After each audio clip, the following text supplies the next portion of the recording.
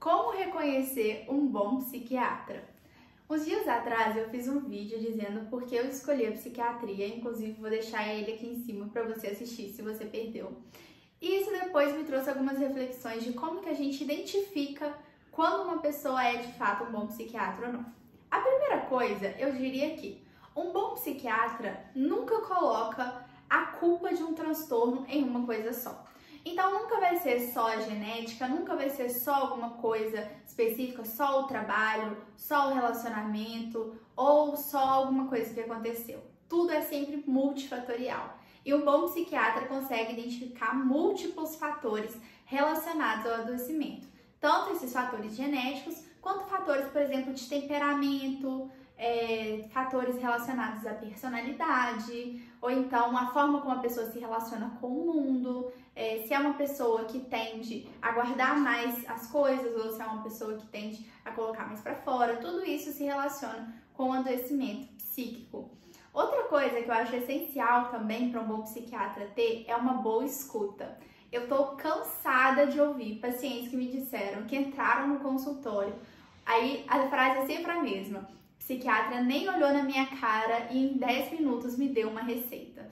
Não tem como você medicar sem entender a história e o contexto daquela pessoa. Um transtorno do pânico nunca é igual para duas pessoas. Essas duas pessoas se relacionam de formas diferentes com os sintomas. E esses significados, por mais que tenham pequenas diferenças de um para o outro, são essenciais para a gente entender a relação dessa pessoa com o próprio adoecimento, com os próprios sintomas, do impacto que isso tem na vida dela, e isso é fundamental para a gente entender como que a gente pode ajudar essa pessoa. Eu também diria que um bom psiquiatra usa a menor quantidade de remédio possível pelo menor tempo possível. É muito comum de paciente chegar pra gente com uma lista de 6 remédios, tudo em dose baixa, e às vezes a gente tira metade da prescrição e o paciente melhora. Gente, quantidade de remédio não significa que esse tratamento está sendo bem feito. Se tem 2 remédios associados, no mínimo um deles tem que estar em dose máxima, senão isso não faz sentido, sabe?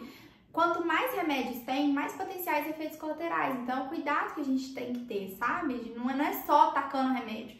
A gente tem que levar muito em consideração a questão de efeitos colaterais.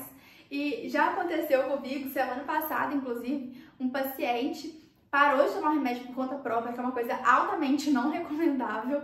E ele chega e fala: poxa, mas eu parei, eu melhorei ao invés de piorar. E como é que isso acontece, né? Muitas vezes o paciente usa um remédio para um quadro de 7 anos, sabe? É um quadro depressivo há 7 anos atrás. Será que tem indicação de continuar usando até hoje, né? São indicações que a gente tem sempre que estar revendo. Por que esse paciente está usando essa medicação? Tem necessidade de continuar? Quando que a gente está programando a retirada? Ou então não, é um paciente que tem um quadro grave que a gente vai manter por mais algum tempo. Eu sempre gosto de falar com meus pacientes que sempre que possível, tratamento psiquiátrico tem que ter início, meio e fim. Sempre que possível. Quando a gente fala de transtornos crônicos, transtorno bipolar, esquizofrenia, não vai ter como a gente fazer o fim. Mas pelo menos o início e o meio bem feitos tem como a gente fazer. Mas agora, transtorno de ansiedade, transtorno depressivo que está em quadro inicial, a gente tem que ter início, meio e fim. Isso tem que estar programado. Essa questão que psiquiatra para sempre, que não existe alta da psiquiatria, gente, isso não existe. Existe sim. A gente faz alta, a gente tira remédio, e isso é muito importante de você ter em mente. Outra coisa que um bom psiquiatra tem que ter é trabalhar bem em conjunto com outros profissionais. Eu, por exemplo, sempre entro em contato com os psicólogos que acompanham meus pacientes no consultório, porque muitas vezes os psicólogos acompanham numa frequência muito maior que a consulta de psiquiatria. O psicólogo está ali vendo toda semana, então ele vê alterações mais sutis, ele acompanha mais de pertinho. E ter essa troca, ter essa conversa é muito importante para que a gente consiga alinhar o tratamento e fazer uma abordagem o mais completa possível. E por último, eu diria que um bom psiquiatra é um psiquiatra que valoriza a vida além do transtorno mental.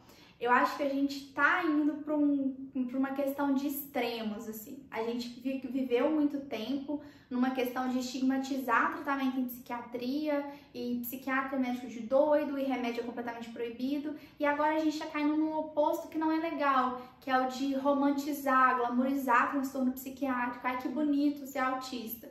E, na verdade, nenhum desses dois extremos é positivo. Eu acho que um bom profissional é um profissional que faz o paciente ver que ele é muito mais do que o seu próprio transtorno e que as potencialidades dele são potencialidades que a gente tem que ir atrás para alcançá-las e não, eu sou autista, eu não dou conta, eu sou ansioso, eu não dou conta. Calma lá, vamos ver. A gente tem que sempre tentar alcançar o máximo possível do potencial de cada pessoa. E eu acho que na psiquiatria a gente consegue fazer isso muito bem. Tem alguma coisa que você acha que um bom psiquiatra precisa ter? Me conta nos comentários, me dá um joinha que me ajuda muito no vídeo e manda esse vídeo para alguém que possa gostar também. E me segue no canal.